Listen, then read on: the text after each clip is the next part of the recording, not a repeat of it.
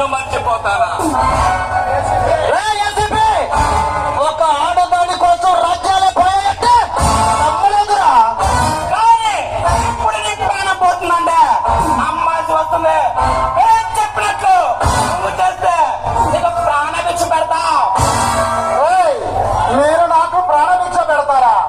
మీరేమన్నా యమపాశం పట్టుకొని తిరుగుతున్న యమధర్మరాజులా?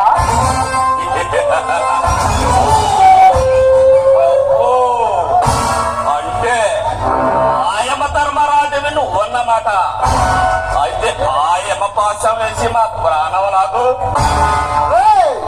పైన దేవుడు నీకు ఆకు చిచ్చితే ఇక్కడ నేను ఒకరి సింహాన్ని నీ కడుపు చించుతా. దేవుడు ఆకు, దేవుడు ఆకు.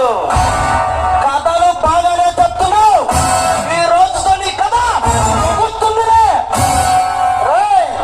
ఎవరి కథ ఎవరి చేతిలో ముగుస్తుందో పైన దేవుడు రాసే ఉంటాడు రా.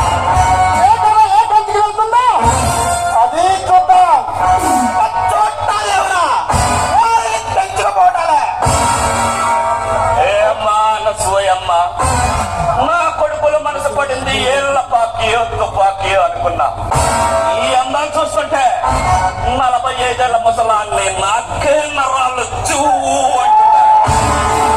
ఒక బిడ్డ పుట్టిన నీ అందం రవ్వంతైనా తరగలేదంటే ఏం పెట్టి పెంచుతున్నావని ఫిగర్ని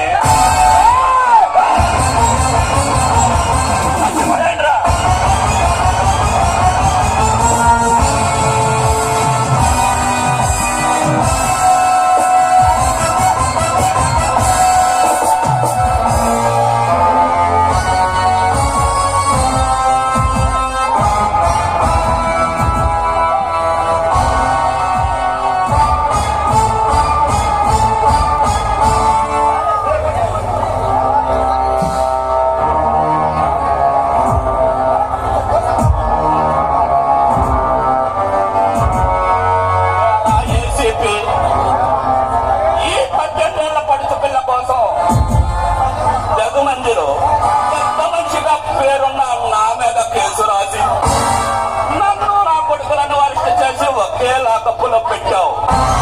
అది చూసి ఇచ్చిది నా మొగుడు పెద్ద పోటుగాడిని ఒక గుర్తించి ఉంటుంది. ఎందుకంటే నువ్వు పెద్ద మగాడివి. ఆ మగాడు దీనికి మొగుడని చెప్పుకోవడానికే. కానీ నేను నీకిచ్చే బహుమానం ఏంటో తెలుసా? పండు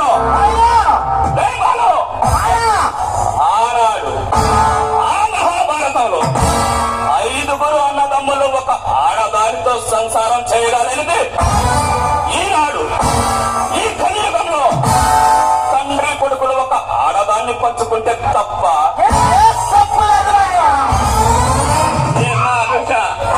నువ్వైనా చెప్పు.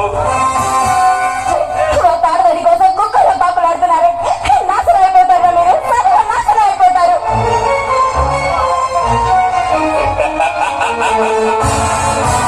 చెల్లించకమ్మా నవాయమ్మ.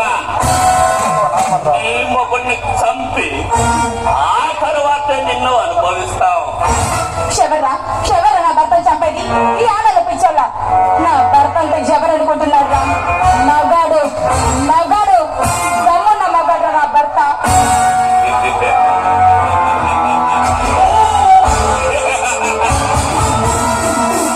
ఆ మగాన్ని చూడవే ఎలా బంధించామో.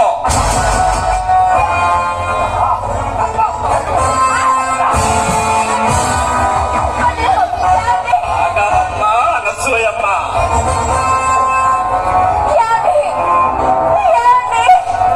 సూర్య, ఇప్పుడు చూడరా నాది అనుకున్న నీ దాన్ని ఎలా అనుభవిస్తామో.